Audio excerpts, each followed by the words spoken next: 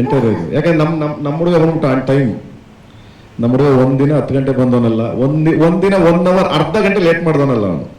So ಅದರಿಂದ on time ಮಾಡಿದ್ದೀವಿ ಯಾವ ಆರ್ಟಿಸ್ಟ್ ಆಗಲಿ. ಸೊ ಬೇಸಿಕಲಿ ನನಗೆ ಧ್ರುವ ಅವರು ಆನ್ ಟೈಮ್ ಬಂದಾಗ, ಸೊ ಬೇರೆಯವರೆಲ್ಲ ಬರ್ತಾರೆ. ಅವಾಗ ಬೇರೆಯವರೆಲ್ಲ ಆನ್ ಟೈಮ್ಗೆ ನಾವು ಒಂದು ಪ್ಲಾನ್ ಮಾಡಿರ್ತೀವಲ್ಲ, ಅದ್ರ ಪ್ರಕಾರ 150 days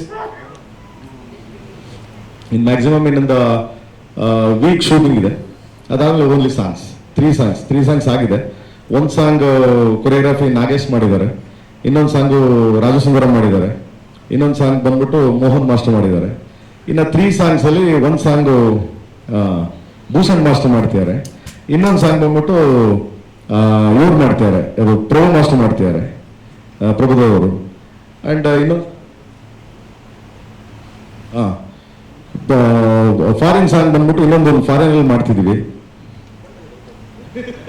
ಫ್ಲೈಟ್ ಅಂದ ತಕ್ಷಣ ನಮ್ಮ ಮಗ ನೋಡ್ತಾನೆ, ನಮ್ಮ ಇದ.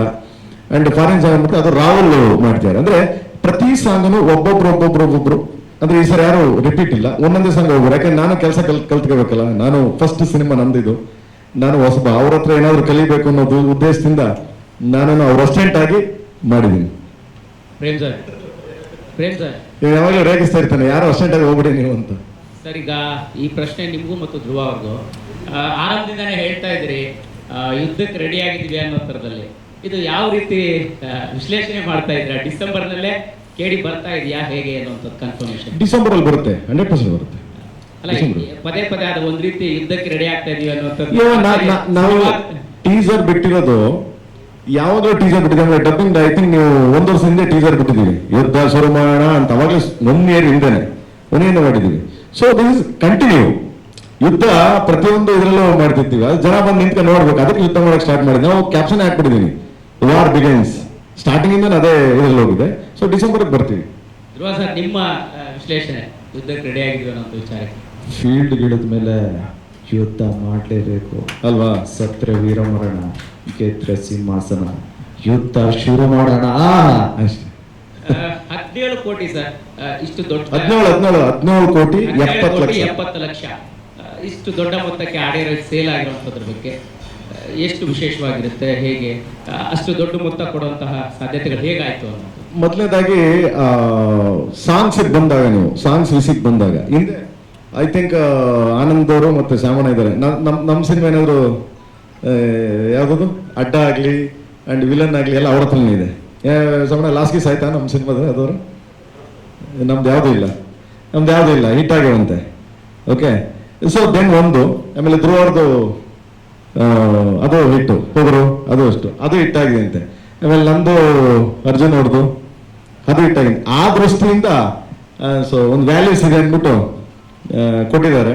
ಒಂದು ಎರಡನೇದೇನಪ್ಪ ಅಂದ್ರೆ ಮ್ಯೂಸಿಕ್ ಅನ್ನೋದಿದೆಯಲ್ಲ, ನಿಜ ಹೇಳ್ಬೇಕಂದ್ರೆ ಇವಾಗ ನಾವೇನು ಸಾಂಗ್ ಆಡಿಸ್ತಾ ಇದೀವಲ್ಲ, ಸಿಂಗರ್ಗಳ ಕೈಲಿ, ಆ ದುಡ್ಡಲ್ಲಿ ಒಂದು ಸಿನಿಮಾ ಮಾಡ್ಬೋದು.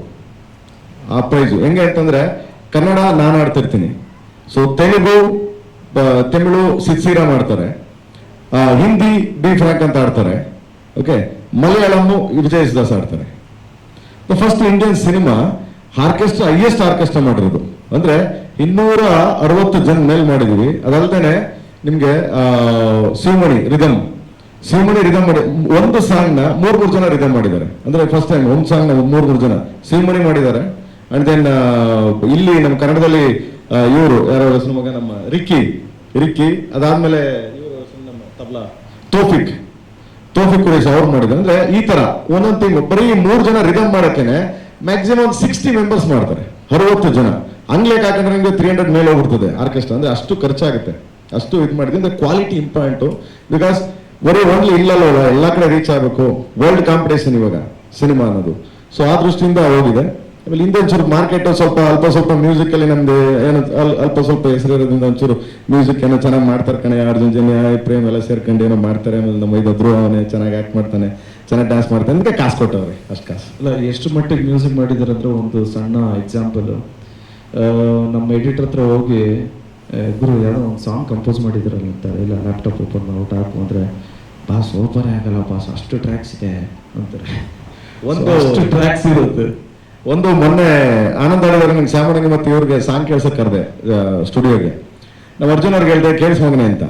ಅದು ಓಪನ್ ಆಗ್ಲೇ ಇಲ್ಲ. ಏನಕ್ಕೆ ಓಪನ್ ಆಗ್ಲಿಲ್ಲ ಅಂದ್ರೆ 700-800 ಟ್ರ್ಯಾಕ್ಸ್ ಇದೆ. ಅಂದರೆ ಇಲ್ಲಿ ಓಪನ್ ಆಗಲ್ಲ, ಇಲ್ಲಿ ಕರ್ನಾಟಕದಲ್ಲಿ ಯಾವುದೇ ಸ್ಟುಡಿಯೋಲಿ ಓಪನ್ ಆಗಲ್ಲ. ಅದು ತೊಗೊಂಡೋಗಿ ಚೆನ್ನೈಲಿ ಮಾಡಬೇಕು, ತಿರ್ಗಿ ಅದು ತೊಗೊಂಡೋಗಿ ಬಾಂಬೆಲಿ ಮಾಡಬೇಕು, ಫೈನಲ್ ರಿಟರ್ನ್ಸ್ ನಮಗೆ ಬರ್ತದೆ.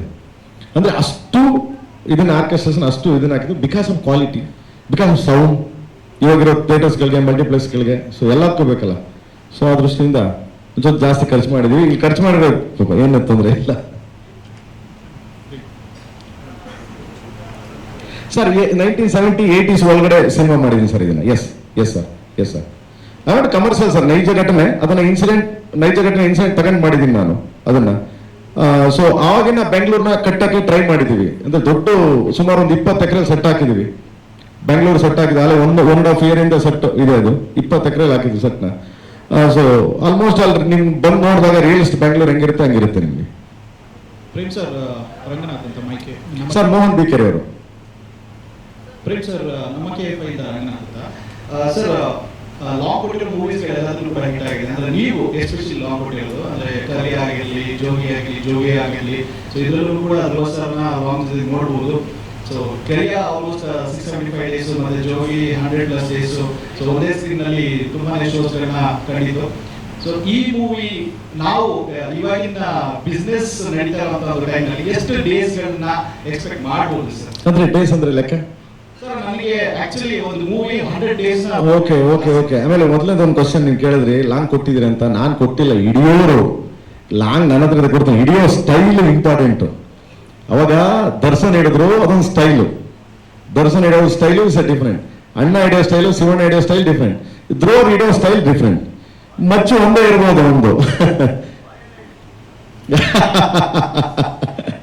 ಅಲ್ಲೊಂದು ಡೈಲಾಗ್ ಇದೆ ಸರ್, ಬಾಯಲ್ಲಿ ಇಟ್ಕೊಂಡು ಅದನ್ನೇನೋ ಹೊರಬಿಟ್ರೆ ಹುಚ್ಚ ಆಗುತ್ತೆ, ಆ ಥರ ಡೈಲಾಗ್ ಇದೆ, ಸಖತ್ತಾಗಿ ಮಾಡಿದ್ದಾರೆ.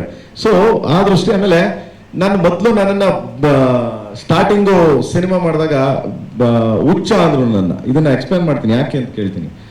ನಾನು ರಿಲೀಸ್ ಮಾಡಿದಾಗ, ಸಿನಿಮಾ ಮಾಡಿದಾಗ ಅಟ್ ಅ ಟೈಮ್ ಒಂದೇ ಸಲ ರಿಲೀಸ್ ಮಾಡೋದು. ಓಲ್ ಕರ್ನಾಟಕ ಎಲ್ಲೆಲ್ಲಿ ಥಿಯೇಟರ್ಸ್ಗಳು, ಎಲ್ಲ ಥಿಯೇಟರ್ಗೂ ಅಟ್ ಅ ಟೈಮ್ ರಿಲೀಸ್ ಮಾಡಬೇಕು ಅಂತ.